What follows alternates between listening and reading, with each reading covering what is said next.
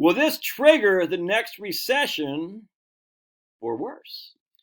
So I just read this article in the Wall Street Journal right here, Dateline, just the other day. The Americans pledging to buy less or even nothing. People are tiring of overconsumption and want to pay off debt. God, I just got the horn today with a couple legends. One's Canadian, I forgot where the wife is from. Blame Canada!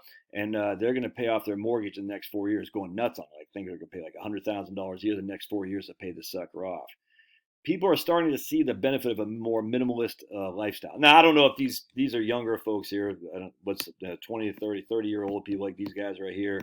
They're paying off their debt, looking to save money and cut down debt. Here's this lady right here. She's placed tighter restrictions on her no-buy list this year after trying. Yeah, she's right here. So a lot of people, they're going to like 4 different scenarios. We'll see if it sticks. I think it will. I don't know. But if there's a bunch of people paying down debt, that made me think of this book right here that one of you guys told me about like 6-7 years ago. One of the best books I've ever read, without question. Of all books I've ever read, this is one of my favorite books of all time.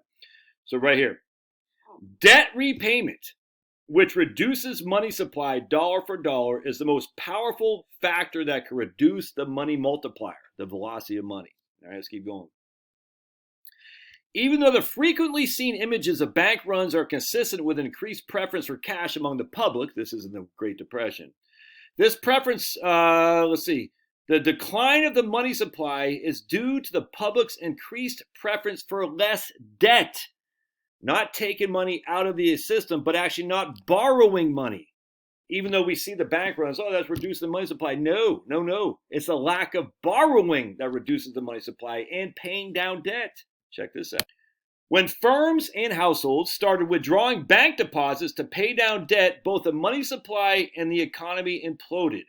That in turn led to deflation and a banking crisis. Ooh. In the Great Depression, the destructive power of debt repayments in a nation rushing to pay down debt would be sufficient to reduce aggregate demand in the money supply almost dollar for dollar. And it didn't matter what the lenders were doing in terms of the interest rates. And it was a debt repayment by the households that devastated the economy and money supply.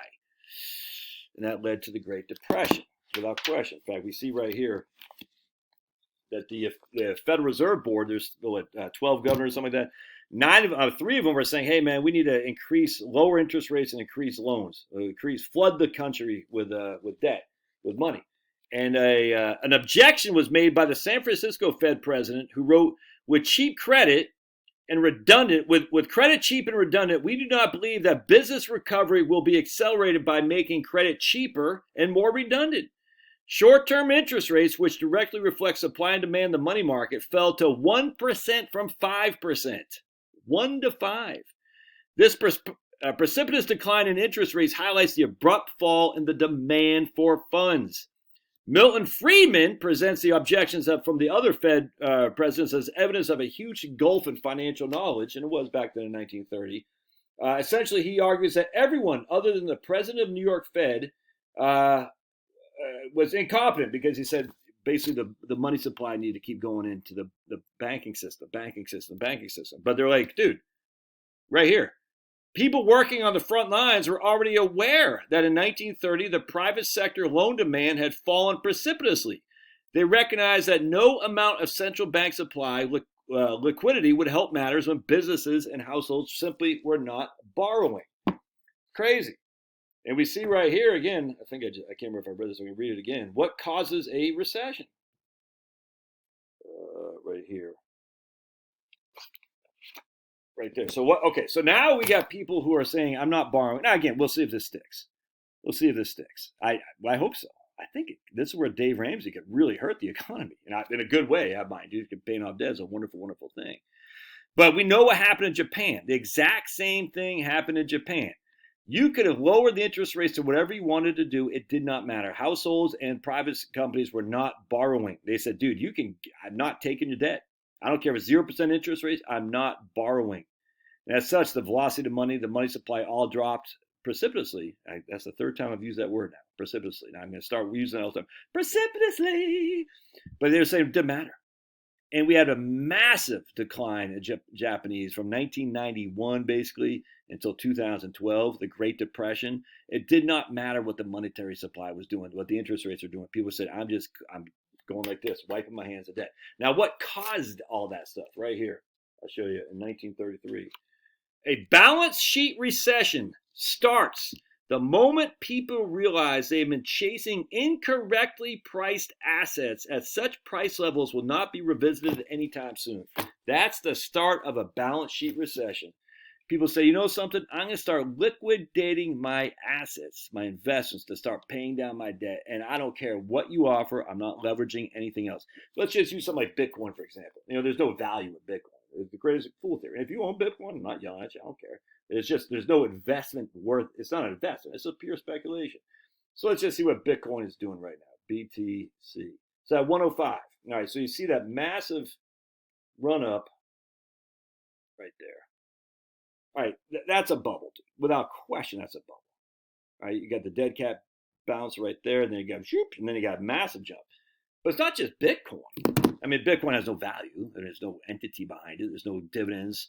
There's no profits. I'm saying it's not based on a currency. It's not a currency. In fact, one of the biggest proponents of Bitcoin I've ever seen was Jack Spirko. I just saw something on his email chain. He goes, "Why you don't ever use Bitcoin? You don't ever sell Bitcoin or something like that." I said, "Well, that declines the idea that it's going to replace a currency, doesn't it?" So, anyway, so let's just use that for an example. And look, if you want, I don't care. Do whatever you want to do. You can say the same thing about stocks. You can say the same thing about housings. It doesn't matter. But the facts are a recession, a balance sheet recession kicks in the minute people say, I'm no longer chasing these assets with my good money. I'm going to take my good money out and I'm going to pay down my debt. And I'm just telling you right now, man, these young people, maybe they'll be the tip of the spear and say, we're going to stop this lending, borrowing, is because borrowing is inherently makes us more risk prone to future recessions, job losses, things of that nature. This is such a good book, dude. If I remember, I'll put the link in the show notes. It's just literally one of the best books I've ever read. Actually, interesting, he talks about mark-to-market accounting that Japan was going through as well, which is one of the reasons caused our great financial recession as well. But still, people say, I'm not borrowing. I'm paying down debt instead. All right? Can I have a kiss? Mm-hmm. And then on top of that, if you get an asset decline, people start liquidating their assets as well. Now, I don't know what's going to happen. I mean, we'll see. I don't know.